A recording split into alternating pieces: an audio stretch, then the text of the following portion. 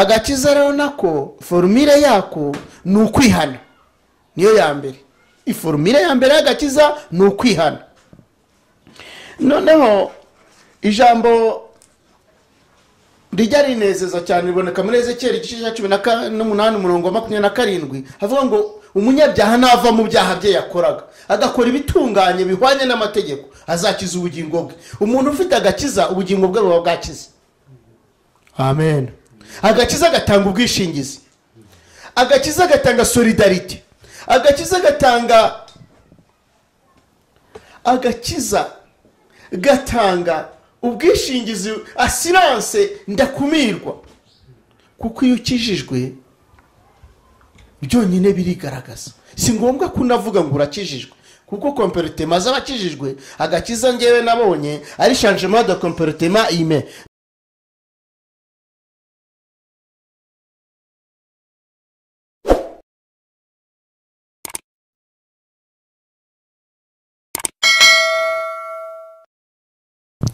Ndasuhuje nshuti mukurikiye IYOGEZABUTUMWA TV, mbasuhuje mu izina rya Yesu Kristo. Yesu ashimwe.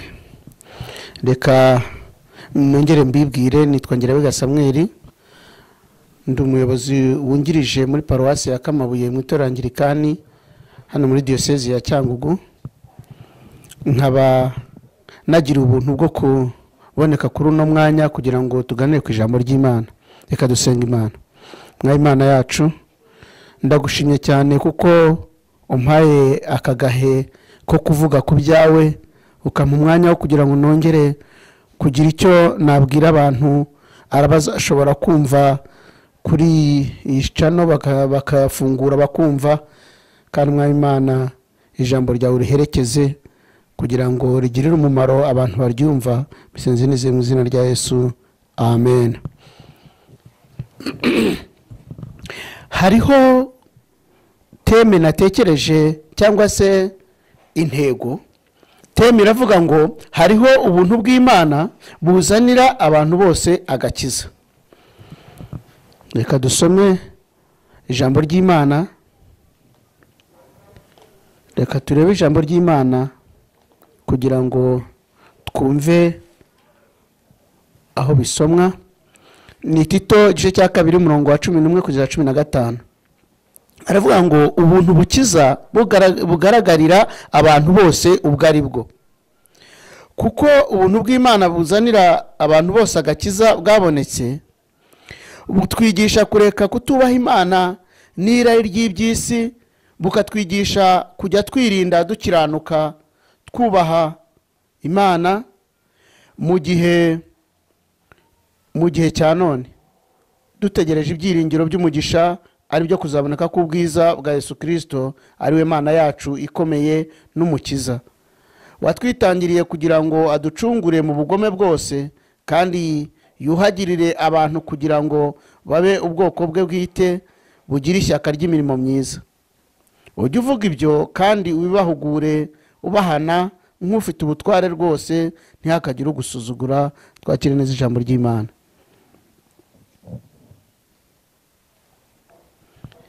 Ijambo nkuko intego nayibabwiye iravuga ubuntu bw'Imana bwabonetse. Ubuntu bw'Imana bwabonetse burimo ibintu nka 4 cyangwa 3 bigenderwaho. Kuva ubuntu bw'Imana bumaze kuboneka, abantu bose ababushyikiriye baguwe neza. Ubuntu bw'Imana bwarantangaje, bwampaye amahoro, mbushyikiriye nabonye amahoro atarondoreka. Ubuntu bw'Imana bwarankijije kubera urukundo Imana yankunze, nkuko dusoma muri Yohana 3:16 bavuga ngo kuko Imana yakunze abari mu isi cyane byatumye itanga umwana we ukeneye kugira ngo umwizera wese atarimbuka ahubwo ahabwe ubugingo buhoraho. Mu buntu bw'Imana harimo n'urukundo. Ubuntu bw'Imana bwabonetse burimo kugira aho buvana umuntu bumuganisha imbere heza, bumuvana mu maganya nkayo narindimo, bukamuvana mu icuraburindi, bukamwinjiza mu isi y'umudendezo ariko wo mu mutima, kugira ngo abe icyaremwe gishya kandi agirire umumaro n'abandi. Mu buntu bw'Imana harimo ubudahangarwa. Ubudahangarwa tubusanga mu gitabo cy'ubutumwa bwiza Yohana yanditse, ubutumwa bwiza uko bwanditswe na Yohana, igice cya mbere umurongo wa 12, havuga ngo icyakora bamwemeye bose yabahaye ubushobozi bwo kuba abana b'Imana. Ubwo ukimara kuba umwana w'Imana ugendera mu by'Imana, ugakorana n'abantu b'Imana, kandi umurimo wawe uba ari uwo kubaha Imana, kandi aho ugenda bagenda babona uri umwana w'Imana. Ubuntu bw'Imana rero burimo n'agakiza, kandi agakiza buzana agakiza. Aka gakiza kakaba ari ko konyine gatanga amahoro. Paulo yandikiye Abefeso arabwira ngo uwo niwe mahoro yacu, turaza kuhasoma. Ariko cyane cyane ndagira ngo mbabwire kuri urukundo rw'Imana ruzanwa n'agakiza. Dusome mu rwandiko rwa mbere Yohana yanditse, rwandiko rwa mbere rwanditswe na Yohana, igice cya 3 n'umurongo wa mbere kugeza uwa 2. Aravuga ngo nimurebe urukundo ruhebuje Data wa twese yadukunze, rwatumye twitwa abana b'Imana, kandi niko turi. Nicyo gituma ab'isi batatumenye, kuko batayimenye. Bakundwa, ubu turi abana b'Imana, ariko uko tuzamera ntikurerekanwa. Icyakora icyo tuzi ni uko Yesu niyerekanwa tuzasa nawe,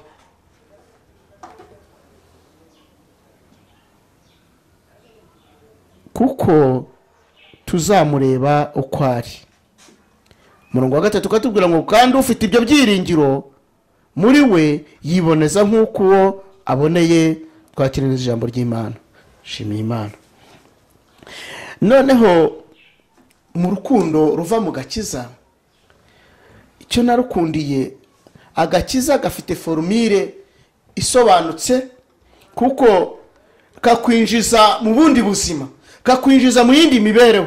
Agakiza kakwinjiza mu wundi muryango. Uva mu muryango w'abanyakamere, ukava mu muryango w'abacuruzi badakijijwe, ukava mu muryango w'abakozi mu masosiyete atandukanye badakijijwe, noneho ukinjira mu muryango w'abana b'Imana, ariko gatangwa na Yesu Kristo. Ubuntu bw'Imana rero bwarabonetse. Niko Tito Paulo yamubwiye ngo yandikire abantu b'Ikirete, aramubwira ati ubabwire ko ubuntu bw'Imana bwagize gute, bwabonetse. Ubuntu bw'Imana bwarabonetse buzanira buri muntu wese agakiza. Tito ntabwo yari asanzwe ari umuyuda ku buryo byari kumworohera kubwiriza abantu, ariko Paulo byabaye ngombwa ko amubatiza, amukeba, akamugira umuyuda kugira ngo abone uko azavuga imbere y'abayuda. Agakiza rero nako formule yako ni ukwihana. Niyo ya mbere. Formule ya mbere y'agakiza ni ukwihana. Noneho ijambo rijya rinezeza cyane riboneka muri Ezekiel igice cya 18 umurongo wa 27, havuga ngo umunyabyaha nava mu byaha bye yakoraga, agakora ibitunganye bihwanye n'amategeko, azakiza ubugingo bwe. Umuntu ufite agakiza, ubugingo bwe buba bwakize. Amen. Agakiza gatanga ubwishingizi, agakiza gatanga solidarity, agakiza gatanga ubwishingizi, assurance ndakumirwa. Kuko iyo ukijijwe byonyine birigaragaza, si ngombwa kunavuga ngo urakijijwe, kuko comportement z'abakijijwe, agakiza ngewe nabonye ari changement de comportement ime, cyangwa se ni impinduka y'imigendekere, y'imikorere, y'imibereho y'umuntu, impinduka y'umuntu ya comportement ze z'uburyo yarateye agahinduka. Imba mwarashoboye gukurikirana ku buhamya bwanjye, nje narahindutse. Naragiraga inka, uyu munsi ndi pasiteri. nacuruzaga ubugoro, uyu munsi mfite ibyanditswe, nsoma ibyanditswe nkabwiriza ijambo ry'Imana. Ubwo urumva hari aho navuye, hari naho ndi kujya. Agakiza. Amen. Agakiza nuko Yohana arandika ngo bakundwa, ubu turi abana b'Imana. Agakiza kakwemera kumenya uwo uri we. Iyo ugize agakiza, iyo ushyikira agakiza, urimenya, urisobanukirwa. Kutimenya bitera abantu ingorane. Kutimenya bituma umukobwa ashobora kujya mu mibonano mpuzabitsina mu gihe kitateganijwe, atateguye. Bituma umusore ashobora gupfuba mu busore bwiwe, akiyangiza, akikinisha, agakora ubusambanyi, ubuhehesi, akangiza ubumanzi bwiwe.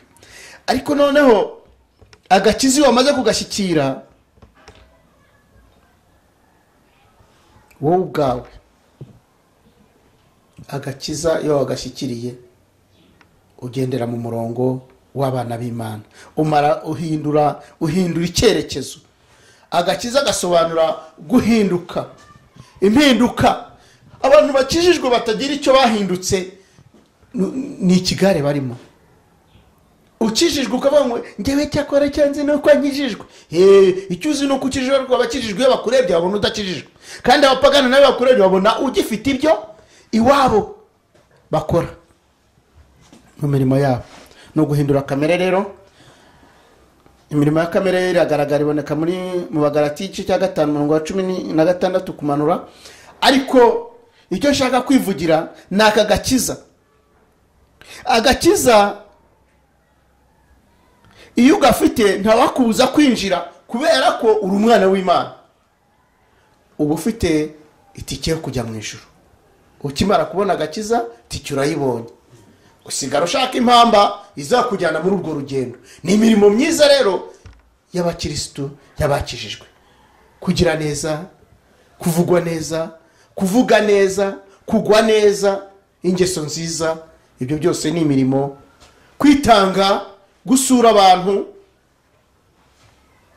ibyo ni ibintu ugenda wifashisha muri urwo rugendo rujya mu ijuru. Agakiza iyo kaza kuba kagurwa, abantu bakagura, kuko harimo imibereho myiza cyane.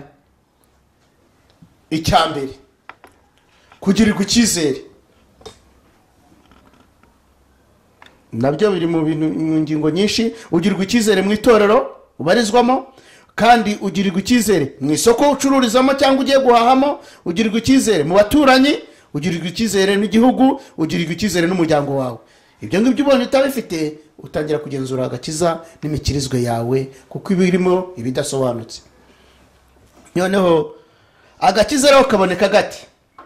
Agakiza ukuntu kaboneka, turasoma muri Yakobo igice cya 5. Turebe ukuntu agakiza kaboneka. Agakiza gafite ibikaranga, hari ukuntu kaboneka. Yakobo igice cya 5:16 kugeza 17 haratubwira ngo mwaturirane ibyaha byanyu kandi musabirane kugira ngo mukizwe.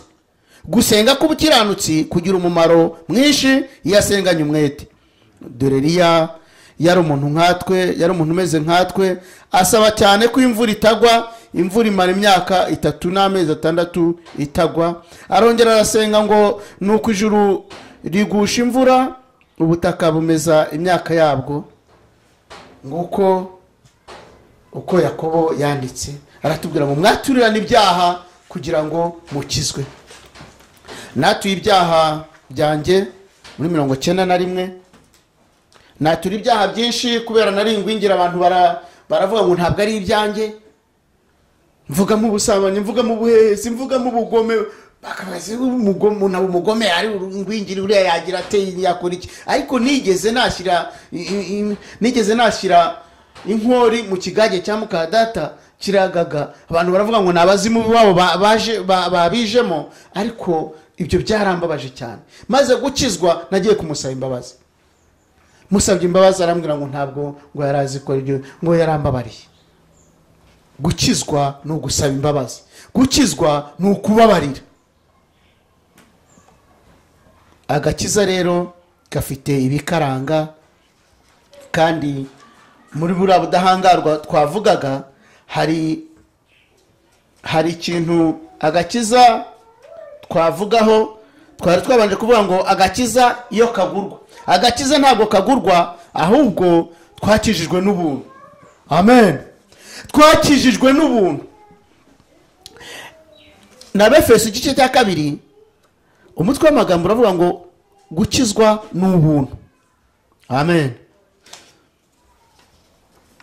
Umurongo wa 8 niwo turiheraho ngo mwakijijwe n'ubuntu kubwo kwizera, ntibyavuye kuri mwe, ahubwo ni impano y'Imana, ntibyavuye no ku mirimo kugira ngo muhatagira umuntu wirarira, kuko turabo yaremye ituremeye imirimo myiza muri Kristo Yesu, iyi Imana yiteguriye kera kugira ngo tuyigenderemo. Yesu ashimwe cyane. Birashoboka ko wabona agakiza utatuye, ariko ntabwo karamba. Birashoboka ko wavuga ko ukijijwe kubera ko wisanze muri korali cyangwa mu muryango, nk'abavukira mu muryango w'abantu bavuga Imana, ukavukira mu rugo kwa pasiteri, uhita wumva ko ukijijwe, ariko utaraciye inzira yo kwatura. Ntabwo biba bishoboka. Urabanza ukatura ibyaha byawe, watura ibyaha byawe ugakizwa. Niko Yakobo yanditse ngo mwaturirane ibyaha kugira ngo mukizwe. Ariko agakiza ni ubuntu. Umurongo wa mbere mu Efeso igice cya 2 haratubwira ngo namwe yarabazuye mwebwe abari mupfuye muzize ibicumuro n'ibyaha byanyu. Njyewe ubuzima nari ndimo mbona narazutse, ubu mbona ngenda nk'uwazutse, nkavuga nk'uwazutse, nkaririmba nk'uwazutse, nkabyina nk'uwazutse, kubera ko nkurikije amateka yanjye, Rev Pastor yanjye, mbona narazutse. Kandi uko kuzuka, uwo muzuko wanjye nkabona nk'ubugingo buhoraho. Yesu ashimwe cyane. Birakwiriye ko abantu bakira agakiza, kuko niko karimo imibereho ihesha ubugingo, ituma turera abana bacu neza, ituma tubana neza n'abadamu, ituma tubana na sosiyete neza, ituma mu mudugudu induru ivuga, urugo rwawe rugasigara ari rwo rutariho abatasi bareba nimba utibye, kubera ko utari umujura, kubera ko ubuhamya babwigaragaza, kubera ko uriwe barakuzi. Agakiza rero gatera umuntu kwimenya, yamara kwimenya yakwisobanukirwa, akajya yihana ibyaha, agenda yezwa, agenda akora imirimo iberanye n'abakristo. Imana ishimwe cyane. Urukundo rw'Imana nigeze naruvugaho. Urukundo rw'Imana rubonekera mu gutanga umwana wayo w'ikinege kwa sababugana. Kubera iki Imana yatanze umwana wayo w'ikinege? Umurongo wa 17 mu gice cya 3 cya Yohana haratubwira impamvu uriya mwana yatanzwe. Umurongo wa 17 ngo kuko Imana itatumye umwana wayo mu isi gucira abari mu isi ho iteka, ahubwo yabikoreye kugira ngo abari mu isi yose bakizwe, kandi bakizwe nawe. Yabikoreye kugira ngo abari mu isi yose bazakizwe kandi bakizwe nawe. Nta wundi agakiza kabonerwamo utari Yesu Kristo. Ku isi hose nta rindi zina rikirizwamo ni irya Yesu Kristo.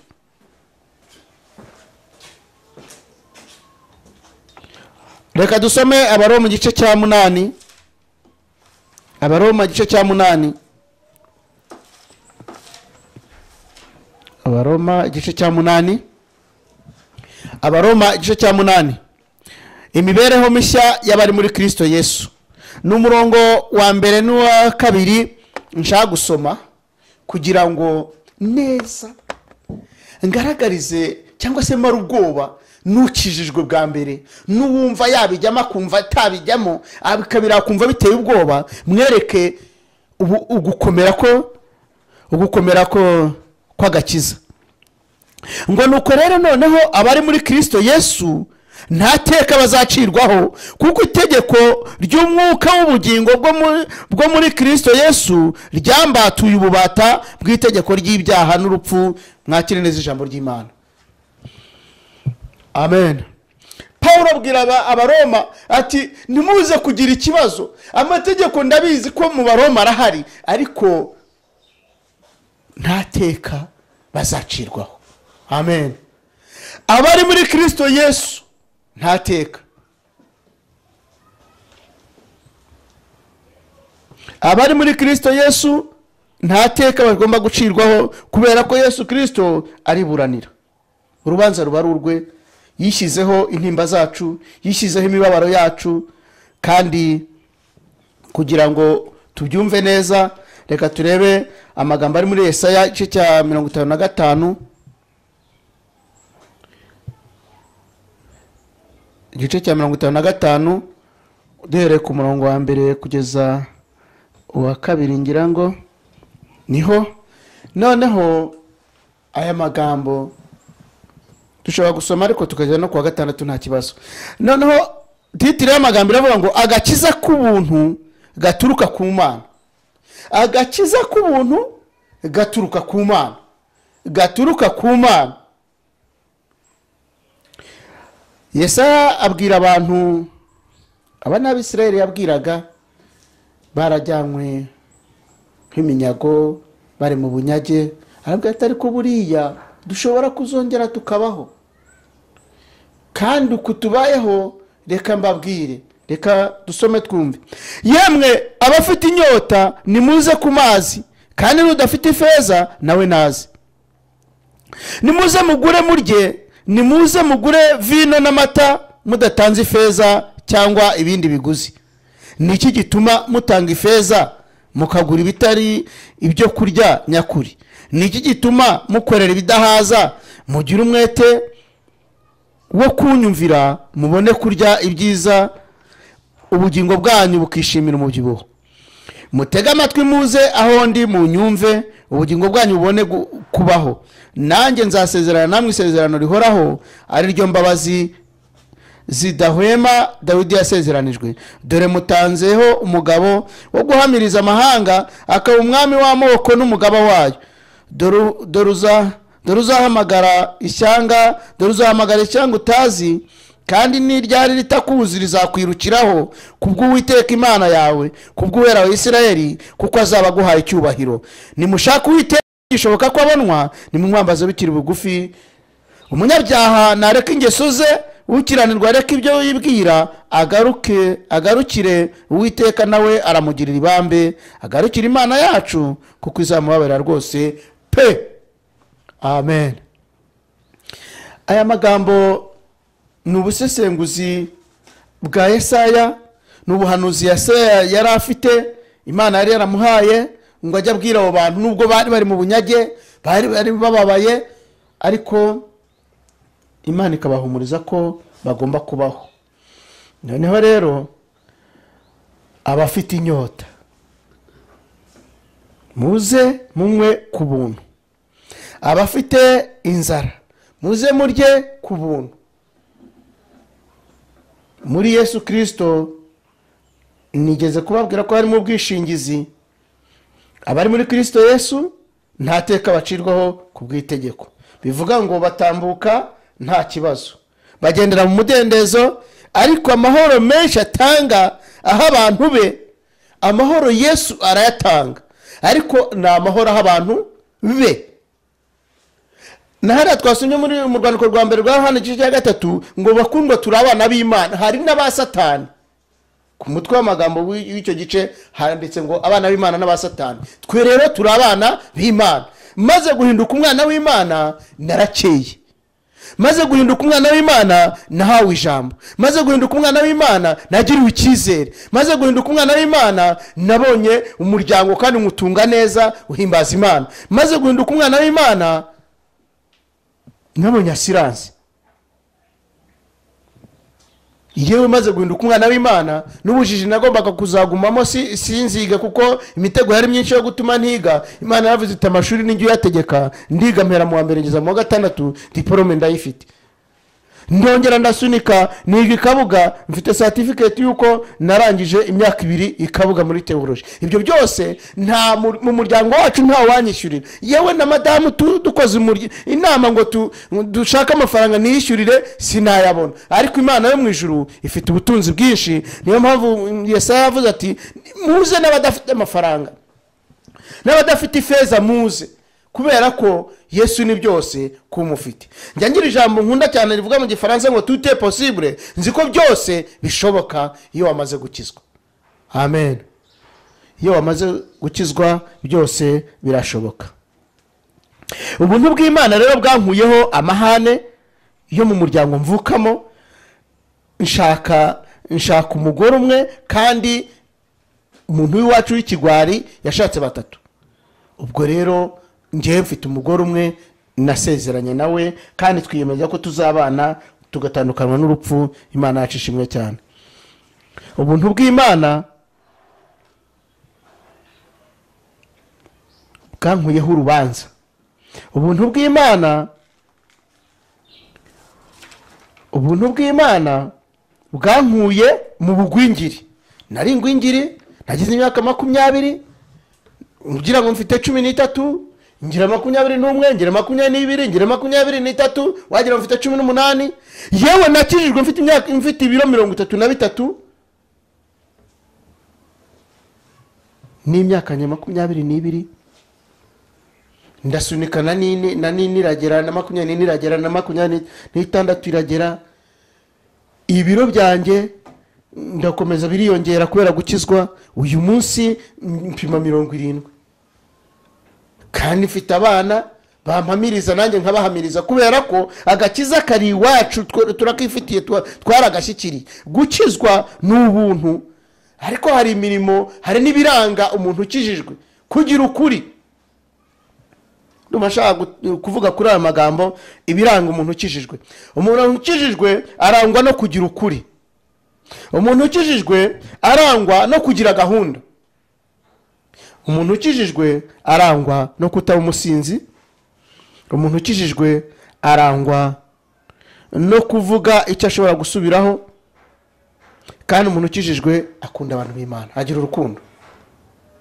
Umuntu ukijijwe ababazwa na mugenzi we niyo yaba ntacyo bapfana. Agakiza nuko nakabonye. Hari abarokore benshi b'i Bugande twarahuraga tugahurira Kampala, twagiye mu giterane, ariko ugasanga turiyumvanamo, nubwo bamwe ari Abaganda, abandi ni Abatanzania, abandi ni Abakongomani, ariko tukiyumvanamo kubera ko dukijijwe. Mu gakiza rero ni umuryango. Agakiza ni umuryango kandi wihagije.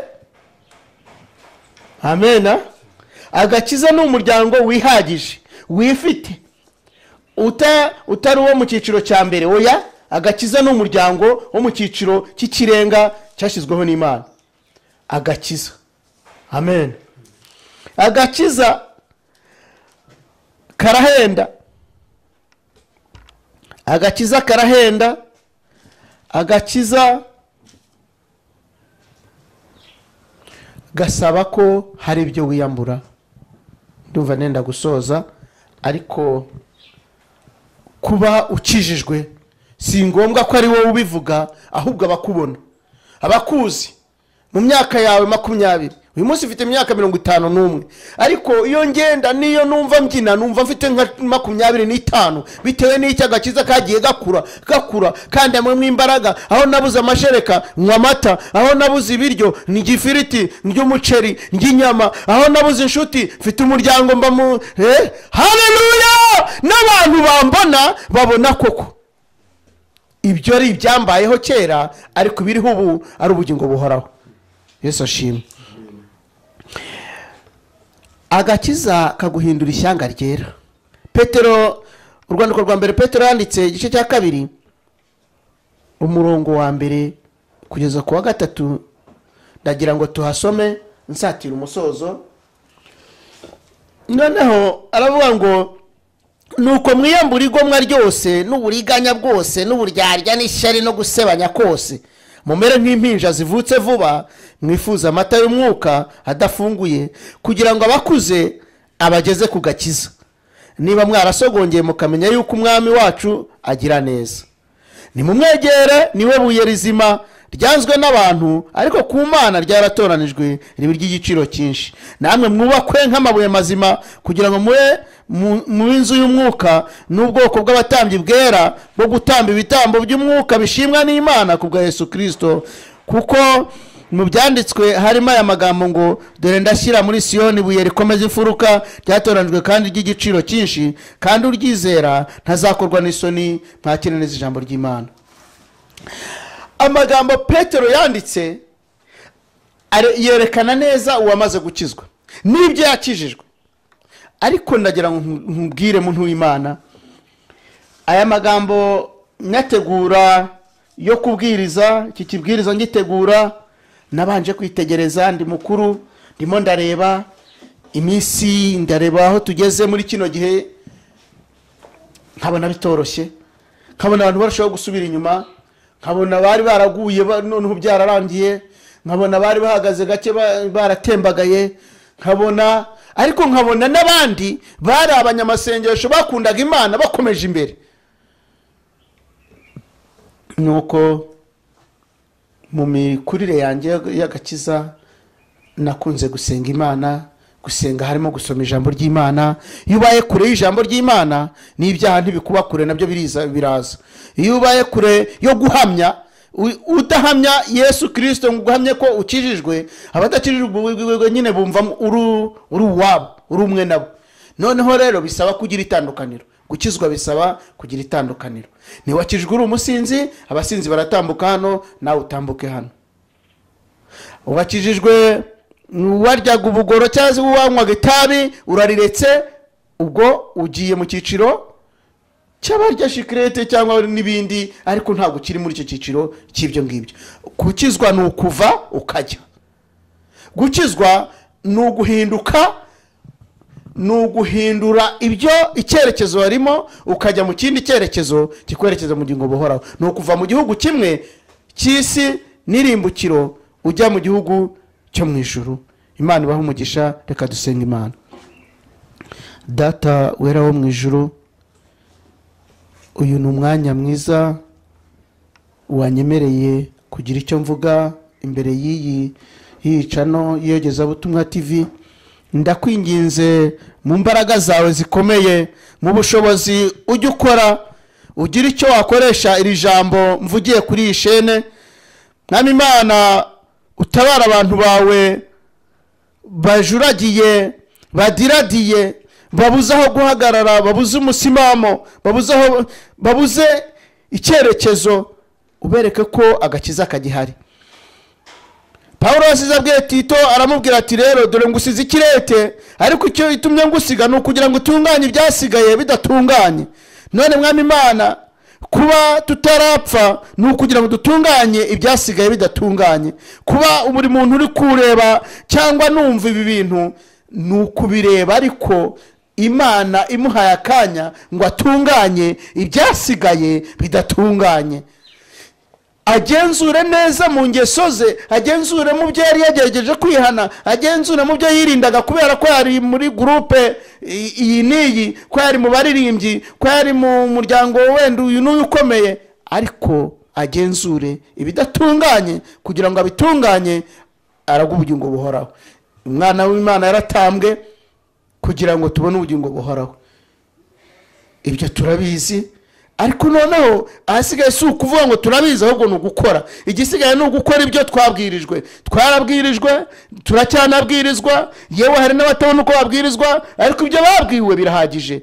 Tubanze turebe nimba neza tugendera neza mu murongo, abantu kumenya umurongo barimo. Nimba umuntu akijijwe avuga ati ndakijijwe, nimba bivangavanga bisobanure, kuko Petero yaravuze ngo nuko mwiyambura igomwa, mwiyambura uburiganya, mwiyambure ishyari. Abantu kwiyambura Mwami Imana ibidafite umumaro, ahubwo bambara ibifite umumaro bishobora guhesha izina rya icyubahiro kandi bikabaha ubugingo buhoraho. Bisenze nizeye mu izina rya Yesu, amen.